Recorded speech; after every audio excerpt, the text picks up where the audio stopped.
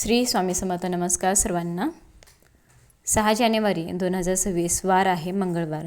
ह्या दिवशी संकष्टी चतुर्थी आलेली आहे. जेव्हा मंगळवारी संकष्टी चतुर्थी येते तेव्हा अंगारक योग हा बनतो, ज्याला आपण मंगळवारी आलेल्या चतुर्थीला अंगारकी संकष्टी चतुर्थी म्हणतो. तर यंदा 6 जानेवारी 2026ला आलेली आहे. सगळ्या गणपती भक्तांसाठी अतिशय महत्त्वाचा दिवस, कारण प्रत्येक महिन्याच्या वद्य चतुर्थीला आपण संकष्ट चतुर्थी साजरी करत असतो आणि ती अंगारकी आहे असं म्हटलं गेलं आहे की जो कोणी अंगारकी चतुर्थी फक्त धरतो किंवा उपवास करतो त्याला संपूर्ण वर्षभराच्या चतुर्थीचं फळ मिळत असतं. तर आपल्याला या चतुर्थीच्या निमित्तानं काय सेवा करायची आहे तेच आपण आजच्या व्हिडिओमध्ये बघणार आहोत.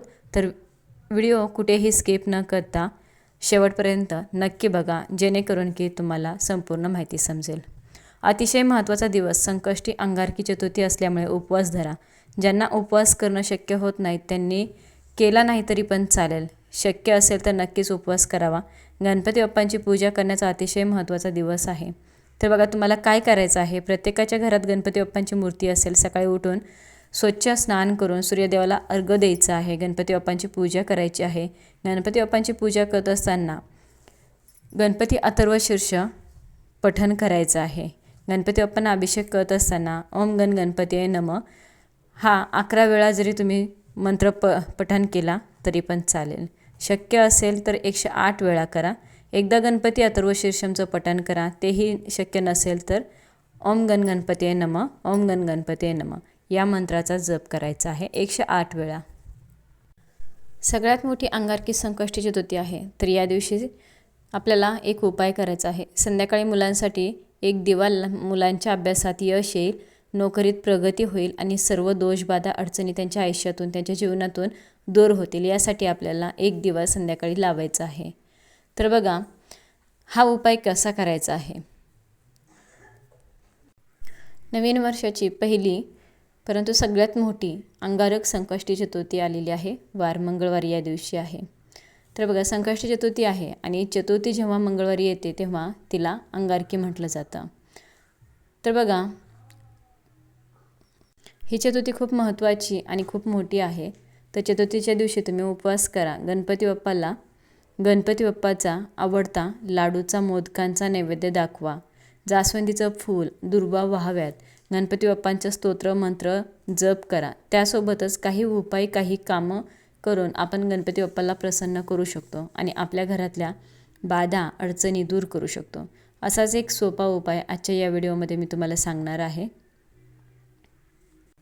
तर मंगळवारी 6 जानेवारी संकष्टी चतुर्थीच्या दिवशी संध्याकाळी जेव्हा आपण 6:30 किंवा 7 वाजेच्या दरम्यान देवपूजा करतो किंवा दिवा लावतो त्यावेळेस तुम्हाला एक दिवा तुमच्या मुलांसाठी लावायचा आहे.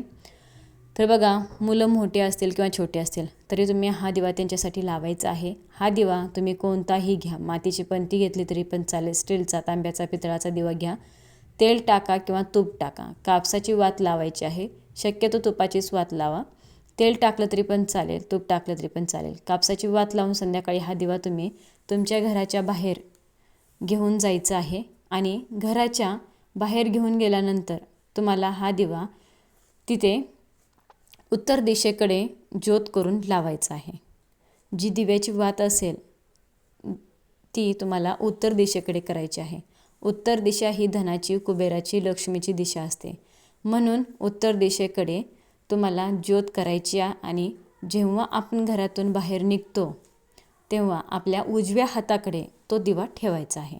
उत्तर दिशेकडे ज्योत करून आणि दिवा ठेवल्यानंतर प्रज्वलित केल्यानंतर तुमच्या मुलांसाठी प्रार्थना करायची.